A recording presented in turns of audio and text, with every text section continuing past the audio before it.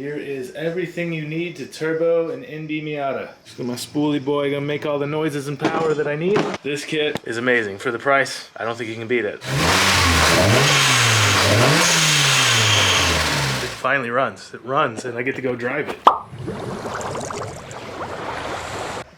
Yes. A bunch of boxes full of awesome car parts. Today's the day I heavily modify my daily driver. So I have a 2001 NB Miata, and I have here in all these boxes every part I need to turbo this thing. So I have the ISR Performance Turbo Kit, which is everything you need to bolt directly in. I have a Deatschwerks fuel system, new injectors, new lines, new fuel pump, and some other goodies.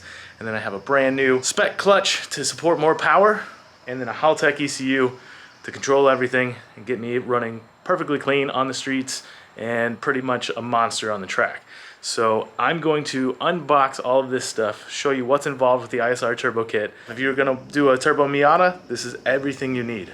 If you've done it before, you should see how advanced everything is now and how simple it is, and maybe look into getting something like this. I only have a couple days to do this because it is my daily driver, so I have to pull this thing in, pull the motor out, freshen some stuff up, put these parts on one by one, and then I can get to the dyno and back on the street. I'll show you what I ordered first, which was the Haltech Elite 1000. It's a plug-and-play harness, comes with everything I need. Always a Haltech. They've helped me out at the track multiple times. Had to get the whole shebang, right? So it's a plug-and-play. This is the plug-and-play adapter. That just plugs right in to your stock ECU. Got the Haltech Elite 1000. That's more than enough for what I need. It's gonna control the flex fuel and everything else I want for the daily driver and make it a beast on the street. I do have a flex fuel sensor. I've got an extra wideband. Make sure everything is perfect. Oil pressure, fuel pressure. I'll be able to tell everything right away. I've been working with Haltech for years. They've been a big part of the S14. If you guys are looking to get into a turbo car, I highly recommend getting a Haltech. They're just fantastic support, and it's super easy to work with. It also looks really good. Next up is a new clutch. I kind of had some clutch slipping issues on my factory clutch because I've been beating the hell out of this car. Multiple track days, drift days, and then driving around at the yard and daily driving it every day. It was time for a new clutch. I'm also getting a lot more power. So I have a stage 3 Spec clutch and aluminum flywheel. A little bit quicker revs, a little bit more power. It's gonna be amazing to feel a new clutch and not have this slipping stock wonder that I had. So this new one will be fantastic. I have a Spec twin disc in my S14 as well, and it is phenomenal. It feels great. I love it for the drivability of it. It's not too much pressure on the pressure plate. It feels nice. The engagement is good. So for a daily driver, I'm gonna love it, and then I can absolutely beat on it at the track. So stage 3 aluminum flywheel should support everything that I need for power. Now with more power comes more fuel. And I need a lot more fuel because I want to run flex fuel. I want to run E85 when I'm at the track and be able to run pump gas when I'm daily driving it on the street. So I hooked up with Deatschwerks, and Deatschwerks has everything you need. So I got a new filter, new fuel pressure regulator with the gauge, and then I've got 4 of the 1000cc stainless steel injectors, so I can run flex fuel, E85, no problem, pump 91, and it'll support all the power I need. Also comes with the pigtails, directly plug that in. And then I got the 340 liter per hour DW300 stainless steel pump, so that will do more than support what I need for power. And I also decided to replace all of the lines and fittings, and these are quality. Don't want no leaky fittings. New stainless steel line. Get rid of some of the old junk. That's basically probably the most work I have to do is install a new fuel system. So getting the old junk out and putting the new stuff in, but it's gonna look fantastic and drive great. So I've just opened up the ISR Performance Turbo Kit, and I'm pumped with it. It's everything you need. Starting off would be the tubular manifold, all stainless, TIG welded. Looks beautiful. Check that out. It's gonna look so good in the car. It also comes with a metal gasket. Then we have the turbo itself. Just got my spoolie boy, gonna make all the noises and power that I need. And that comes with every line needed, already pre-made. Don't have to make lines, which is a pain in the ass. So this is nice to have. Weld on bung, ready to go. Also comes with pipes that you need for the intercooler piping. That stuff will bolt directly on. That comes with gaskets as well. The O2 housing, stainless, TIG welded, looks great. Down to the downpipe, which also stainless, beautiful. Comes with some gaskets, bolts, and then we have the intercooler. an intercooler mount. Don't even have to make an intercooler mount. Already got one. And that also has all of the piping and all the couplers and clamps needed. This kit is amazing. For the price, I don't think you can beat it. And there's not many available for the NB, so I'm pumped that they even made one for the NB. NA guys get all the love, I've said it before, but now us NB guys finally get a chance to have a bolt-on kit and not have to do so much work. So I'll go over a lot of this again, and I'll also put the parts list in the description because you guys may be piecing a kit together, but if you aren't already trying to piece one together, I really suggest getting this ISR Performance Kit because it is literally everything you need. Here is everything you need to turbo an NB Miata.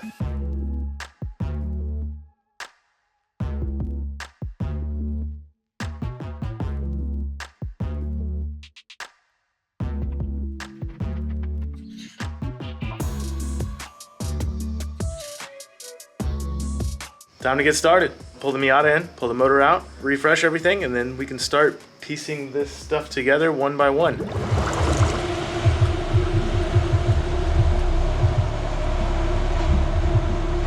All right, I got the car pulled in, and I'm gonna have to probably take apart some things. I want to take off the bumper since I just freshly put this kit on. It's not even all the way on. I still have the Clecos in it. I just did this the other day.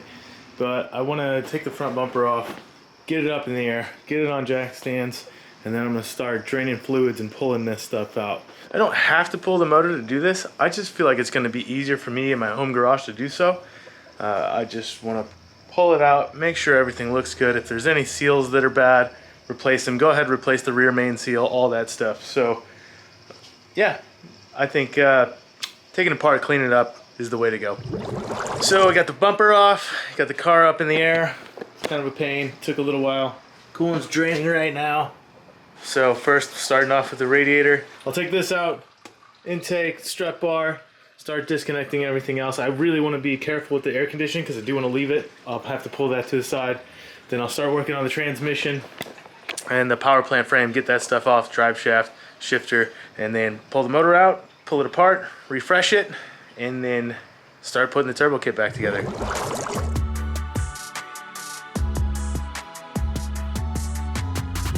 So I got the motor out on the ground, started taking everything apart. Didn't have any real issues taking the motor out, something I've done many times. But I'm ready to start tearing down and then reassemble the stuff for the turbo. But I made kind of a mess of my garage. Had to push the car out. What I want to do today is start on the oil lines for the turbo. And the first thing I have to do for the turbo setup is the oil drain. I'm gonna have to pull off the pan and put a bung right here. This is where it calls for it. They sent a weld-in bung with the kit for ISR Performance. So pull the pan off, drill it out, clean this up very nice, and then we'll weld on the aluminum bung. That's basically the hardest thing that you're gonna have to do with this entire kit. So the only fabrication that you might need to do with a welder, or if you need somebody to weld it, you just pull the pan off and take it to a shop. But if you have a welder yourself, it's not that hard. Other than that, we would do the oil feed line, the exhaust side. Where the turbo is, that's where the drain will be. This side is where the feed will be. So you can see this oil line here, so oil pressure sensor. This pressure sensor will come out, and then I have a T fitting that came with the kit. We'll put in there, and the sensor will go in this side of the T, and then on this side of the T, we'll do the oil feed line, and that will route up nicely back through here. So we'll put it up through here, and then straight to the turbo on that side. The only other thing you have to do is coolant lines. And the coolant lines are also very simple. They sent with the kit. So on this side of the thermostat, you have one rubber hose from the thermostat and this running to the back, like where the heater core and stuff goes. So you would take this line off, and one line of the turbo goes here and one goes here. So the turbo would be in between here. You eliminate that entirely, it slips right on, and then two AN fittings on the turbo itself. So very simple, and turbo should be mounted up fairly quick. I have a few other parts that I kind of forgot to order, so I'm gonna have to do that maybe a little bit later. Hopefully get the parts in a couple days. My motor mounts are shot. I wasn't really expecting that, so they kind of fell off. So dressing this engine up might take me just a little bit more time to get back in it than I originally planned. Also got a new exhaust on the way too from ISR Performance, and a blow-off valve. It's just the small things that I forgot to order. So I stripped the pan off, and as you can see, it's pretty disgusting. So that's gonna take a little bit of cleanup because it's gonna be very clean to weld the aluminum. So that is over 20 years of grime. Clean it as best as I can, and then I'll drill it out and weld it. It's the worst part. After this, all smooth sailing. Well, now that I've completely destroyed my workspace, it's like pretty dang dirty in here. But I got the oil pan off, and I did clean it up as best as I could. Clean enough for me to weld at least this section, which I marked a hole where I'm going to have the drain go in. So I'm gonna have to run the drill bit through, clean it up, and then I'll weld that on. I've already set up the Miller welder. Had to run a test pass, still got it.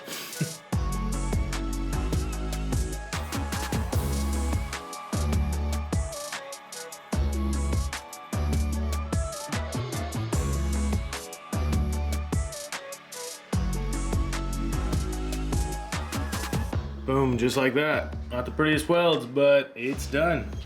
No leaks, should be good to go. And I can't stress this enough. You drilled a hole in your oil pan, clean it out. So definitely have some shavings in there. Gonna spray that out with some air. Gonna spray it out with some brake clean again.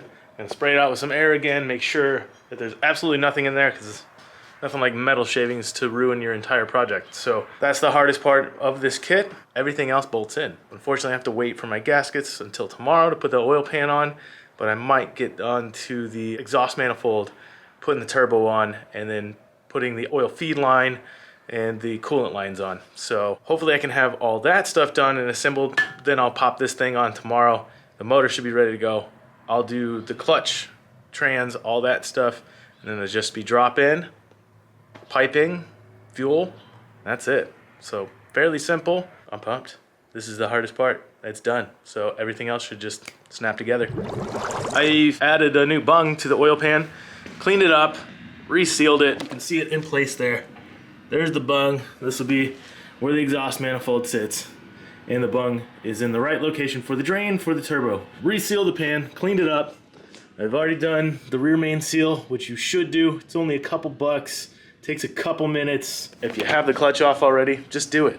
Now that the pan's on, rear main seal's done, I'm ready to install the clutch. And this is my new clutch. This is a Spec Stage 3. 6-puck sprung. Should be fairly aggressive, but not too aggressive. It'll be streetable. And it's gonna take all the power that I'm gonna put down on this thing, which will be more than double. So, you can see the flywheel. Pilot bearing's already in there. Everything's cleaned up, ready to go. I hit it with a little bit of brake clean already. So we'll do flywheel first, and then the clutch and pressure plate. I already have one of these clutches in the S14. It's a bit more beefy than this because that car makes a lot more power. So I have a Spec twin disc in that car, and that thing rips. It's so nice because it's really streetable. Contrary to other twin discs, it's like an on-off switch. This one's really nice engagement, and I've been driving on it for almost 3 years now. It's fantastic. So that's a good clutch. That's a lie. I've only driven it really like a year because my motor blew up, and then I had to put it on a new motor, but it's still ripping on that motor at 400 horsepower. So it's a great clutch. This is gonna be nice and streetable for me. I'm pumped to put it on, see what it looks like. I'll probably actually do clutch and flywheel first, and then I'm gonna get to turbo stuff before I stab the trans on, just because it's kind of awkward to move around with the transmission. So I set the torque wrench to 75 foot-pounds, which is what the flywheel is. Just gonna do it basically star pattern. See if I can do it without flipping the motor over. I started off by torquing them down to just hand tight first, and then 50 foot-pounds, now 75. I always like to do a sequence like that just to make sure it's like really nicely even.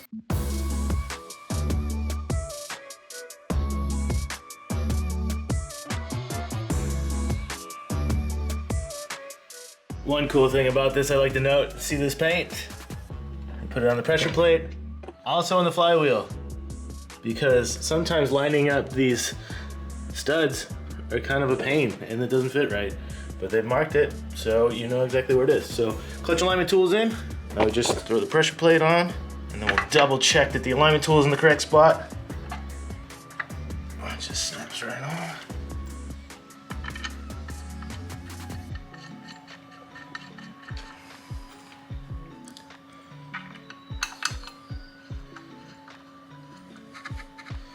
There's a little bit of play, so I like to put a little pressure on it just to ensure that it is in the center until it starts to get torqued down. So I'm gonna just throw these bolts in.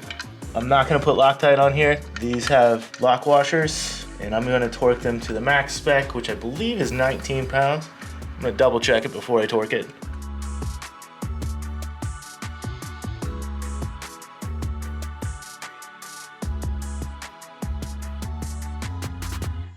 Now you have a little bit of tension, so once I get this pretty much hand tight, I'm gonna start hitting it with the torque wrench, and I'll do some steps for that as well. See the fingers moving in.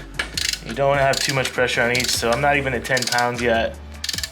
I'm just walking it down so I can watch these fingers here and make sure that they're not gonna be too strung out and snap one. So you want these to clamp evenly. And you'll know if you did it wrong because you won't be able to get your transmission on.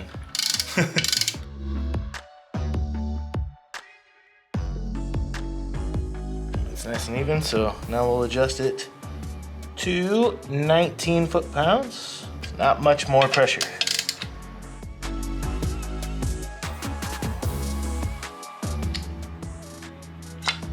Pops right out, pops right in, feels great.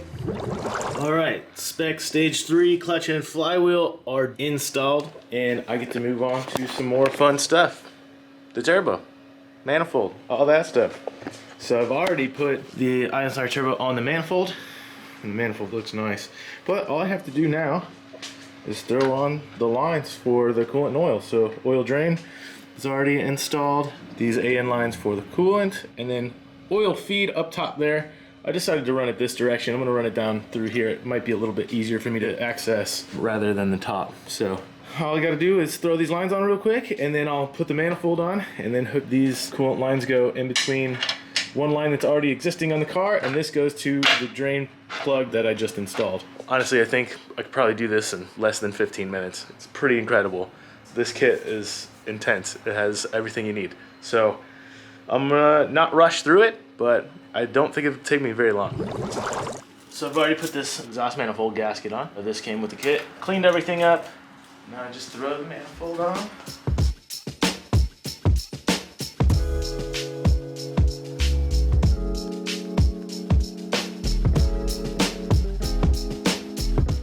I love how even on this bottom mount setup that every nut is very accessible from the top. Makes it easy to install, take off if you need to.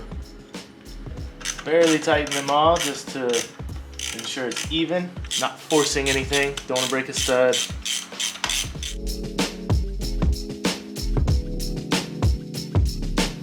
I've cleaned all the studs and freed them of debris and stuff too, so I can make sure that the nuts don't get stuck and that everything's torqued properly.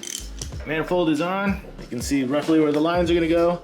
These coolant lines are gonna wrap around and go here, and one here. So these lines I will tuck probably up here really cleanly, and then we just put them right there in between those two lines. Coolant lines will be done at that point. And right now I'm gonna just go ahead and throw on the oil drain line, which goes right there. Definitely want to be easy on this because you only got one shot. Because if you screw it up, then you have to pull the pan off. Don't want that. So that's pretty good there. We can tighten those all up. But oil drain, simple as that.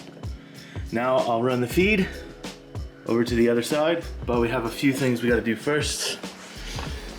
So in order to put the oil feed on, we're gonna have to take off this oil pressure sensor, and we'll just undo that. And then I have a T fitting which was supplied in the kit, and we'll T this and put this back in this spot, and then the oil feed will come from this direction.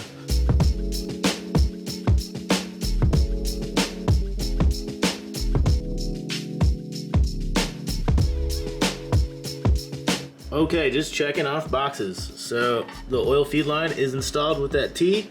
Oil pressure sensor is still in there. I've decided to run it in back here. I'll probably tuck this up a little bit nicer.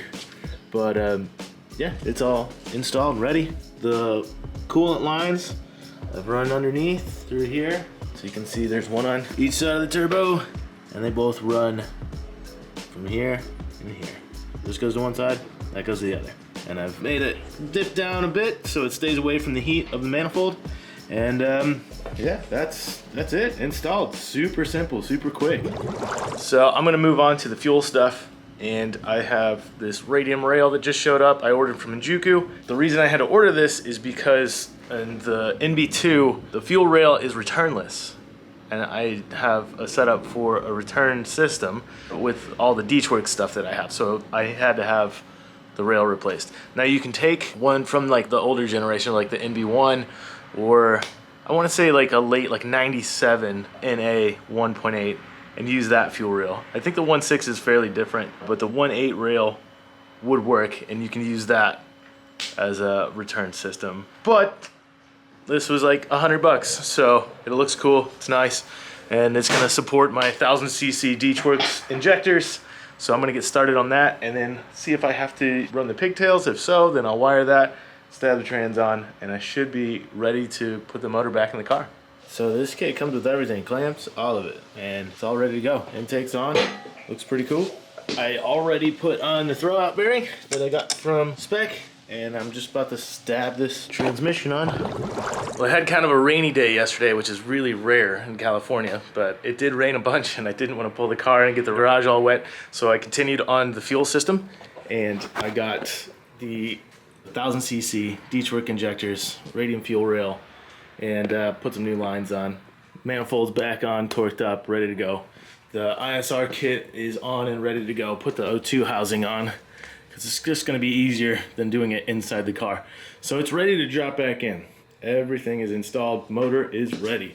But I gotta clear up some space. I'm gonna pull the car in, start doing fuel lines, the fuel pump, all that stuff, and then I'll drop the motor in. I have to create this space, so either the Miata's gonna stay in here tonight, or the 240, but I got my S14 back and it has to be here. I have to have this done. I have to clear up some space.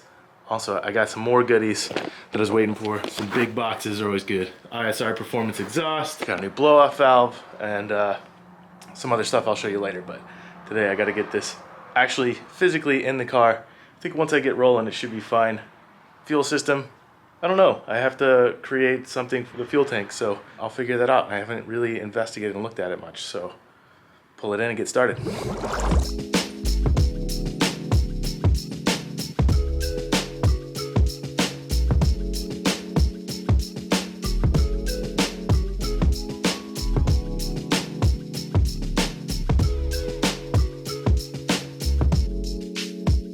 One really cool thing that came with these injectors, I thought I was gonna have to wire stuff up, but I didn't.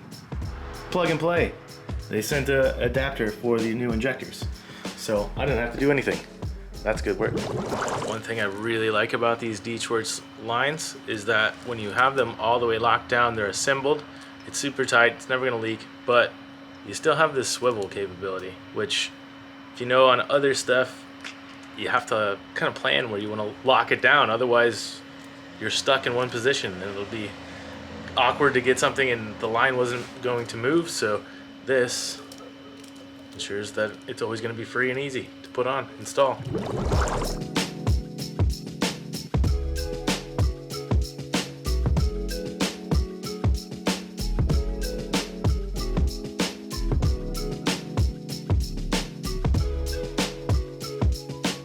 Alright, so the fuel lines are pretty much done. I've got them mounted up inside the car. So it's done to the tank, and then following forward, I have the return line here, and the feed line here. I always label them as I do them because I tend to forget, but I have them laid out all the way up to the front.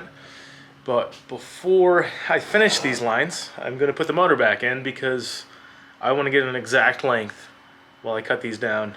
I don't want to have extra stuff and make it look terrible, so I'm going to put the motor in, mock up the lines. I have the Haltech flex fuel sensor I have to put in, but I also want to measure the lines correctly, so I'm going to put the motor in first, then I'll put in the Haltech flex fuel sensor and measure up the rest of the lines for the feed and return, and we should be done there. I think Amazon's shown up with some extra parts that I ordered, so cool.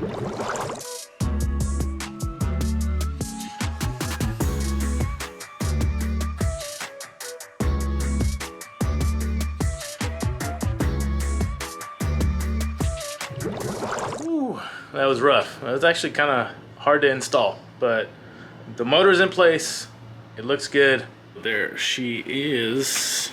Pretty pumped, and the way everything looks, glad that I don't have to be under the car anymore, at least at this moment. I'm gonna go in, take a breather, start again tomorrow, and finish up all the other little stuff that I have to do. The rest is just hooking stuff up and making sure it works. See you tomorrow. So I neglected the car for like a week or two, whatever. Had a bunch of stuff come up. Broke the S14, fixed the S14, broke the S14 again, fixed the S14, went drifting, broke it again, fixed it again. So yeah, I had those struggles, and then I had to do a bunch of work and SEMA and stuff in between. So I've kind of neglected the car for the last week or two, which sucks, but we're back on it now. The last thing I did was put on the exhaust. We just put on the intercooler. I kind of forgot to put the camera to it because I was just excited, but intercooler just goes right up in between the bumper and the condenser, so I had to bend my condenser just a little bit, but the bracket bolted up just nice. So bottom bracket, and then they send two top brackets as well, and those just go right in here. Super simple, out of the way. Now we're trying to figure out the intercooler piping and which way the routing goes. And Linda's just covered in tubes. So I'm trying to put this pipe in, and I have to just trim this out. There's a factory hole right here, and I just started trimming it back, but I gotta move some of this stuff and trim out just a little bit more to get the rotation I need.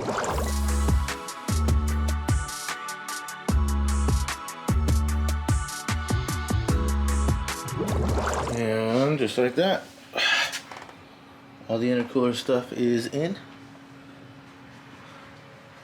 Simple routing right up through here. So the intercooler stuff was fairly simple. I just used this factory hole here, but I had to trim it out. And I started attacking this with kind of the wrong tools. So it looks terrible, but I'll clean it up. I'll make it look better. It's still got a little bit of whittling over here. I had to move this line, but I don't like that it's touching. So I'm gonna go back and whittle this out, but first I'm gonna line up the HKS blow-off valve, see where that can go, and then I'll modify this pipe before I clean this up.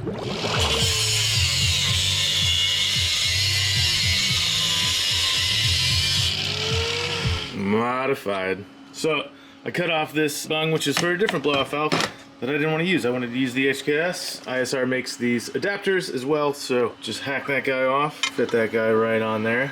So I'll just blaze this boy up, and then it should be good to go. All right, let's catch back up to speed. I kind of got ahead of myself. Some friends came over and got lost, so I kind of kept working, didn't film as much, just enjoyed the hangout. But I did get fairly far. Got the radiator in, got the new HKS blow-off valve on that I got from Injuku, and all the intercooler piping is fit up and ready to go. I'm going to take that stuff back apart, like I said, and clean up the hole that I very crudely cut. However, I did forget to put in an O2 bung, so I'm gonna have to pull off the downpipe and weld in an O2 for the wideband. There's two O2s in this exhaust system, and one is for your primary and then secondary O2, which this car needs, but I also need a wideband, which I have from Haltech. So I have a bung, I'm gonna have to pull that off, drill it out, weld on a new bung, put the wideband in. From there, I'm gonna tidy up everything in the engine bay and then get to putting the Haltech in. So once I get the Haltech in, it's kind of a little bit difficult in this situation. It's underneath the dashboard. Like the NB Miata, where it's on the floorboard, has a bit easier access. I did have to pull the seats out just to get some access underneath the dash. And I'll find out where I can tuck that somewhere clean, nice, don't want any damage to it. And it should be fairly simple. From there, I think I'm just fluids away from getting a startup, and I'll blow some of the fuel through the lines to clean them out so I don't clog up my filter, my injectors. But that's really minimal stuff, so I'm not too far away. But I'm gonna call Andrew and Nick at Haltech later today, see if we can get a bass tune so I can get this baby fired up, warmed up, get it back on the ground, and hopefully on the road tomorrow. All right, so pulled this guy off, drilled that out, dremeled it out. Didn't really have the correct tools, had to use a lot of drill bits and then some dremeling, which can be a pain. But I put in the new bung. What I'm gonna do now is take the sensor that I got from Haltech and put it in, make sure I have no fitment issues before I fully weld it up. Don't want to have a problem and then have to cut this back out and re-weld it. I could probably mold it or mend this if I had to, so I'm going to make sure that it fits perfect before I weld everything up, and then I'll be able to install this and get back to tidying up the engine bay. That's kind of how it sits. It sits in between the trans tunnel and the trans, and there's a nice air gap, so nothing's going to be a pain. So I'm going to unscrew this guy and then weld it up and install it.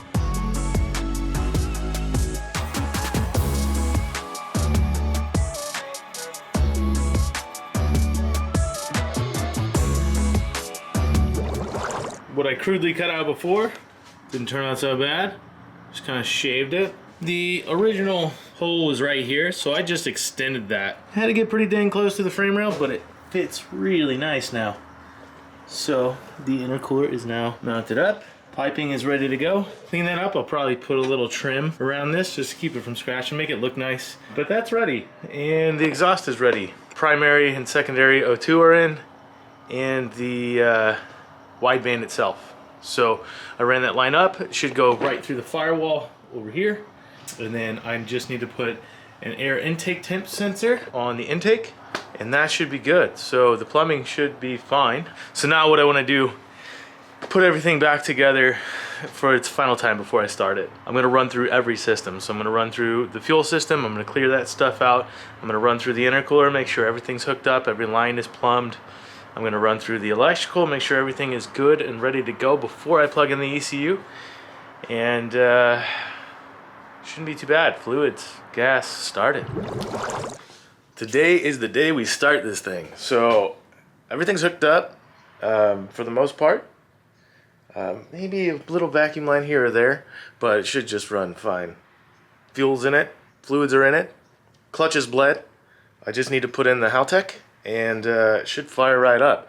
You could probably fire it right now on the stock ECU, but I need to check my fuel pressure and stuff first.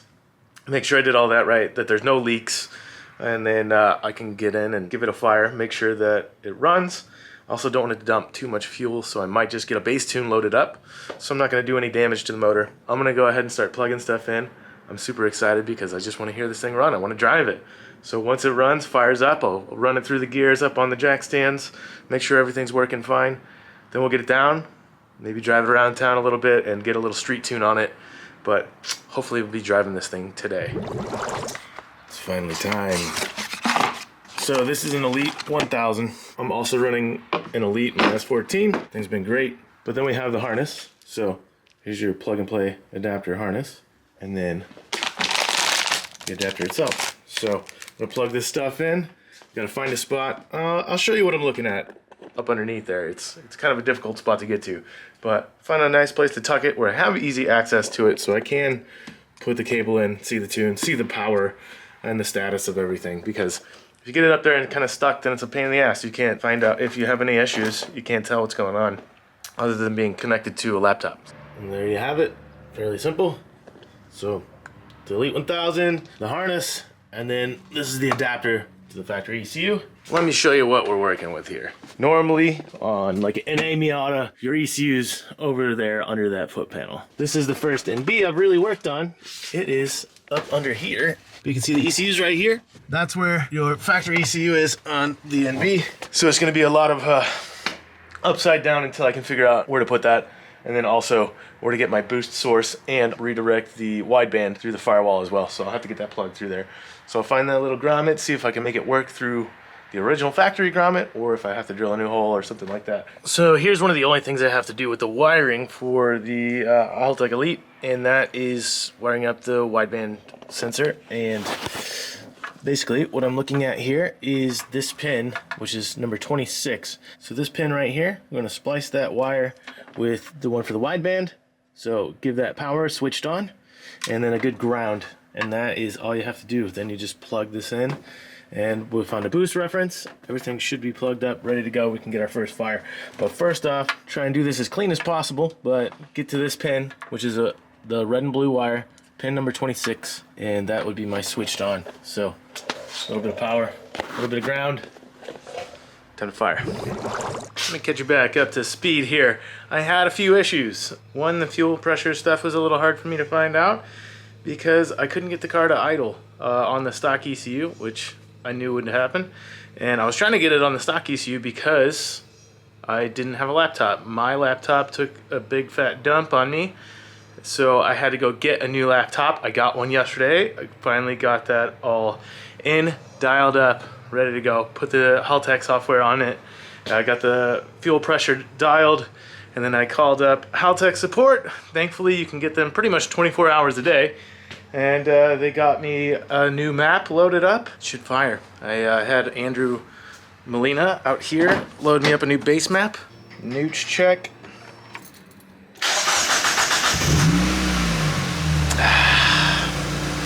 Been waiting for that. Let's see what's going on. So with Haltech, thankfully their 35th anniversary, get the new NSP software included. Instead of just the old ESP stuff, you have to use the ESP to upload your base map and get everything started. After that, you can use the NSP. It's much faster. There's a lot more stuff going on. Really usable and cool. As you can see, sounds good. Idle's good. Fuel pressure spec, staying steady. So, I'm pumped. Can't wait to drive this thing. I'm gonna let it like run a cycle or two. Make sure the fans come on, all that stuff, but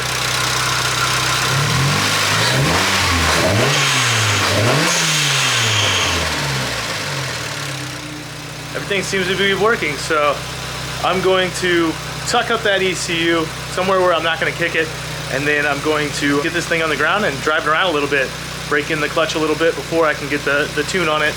I have a schedule with Andrew tomorrow, get this baby tuned up so I can go shred it. I can drive it as is, so I'm going to drive it and break in the new Spec clutch and feel it out, but I'm not going to really boost it because I don't want to hurt anything. I spent all this time figuring this out, and now we should be good. So it finally runs. It runs, and I get to go drive it. So I have a few little things. I'm going to have to zip tie some stuff out of the way, finalize everything, and then put the ECU up out of harm's way so I don't kick it when I get overexcited and clutch kick and all that jazz. But I'm gonna get this thing cleaned up, get the seat in it, and go take it for a spin.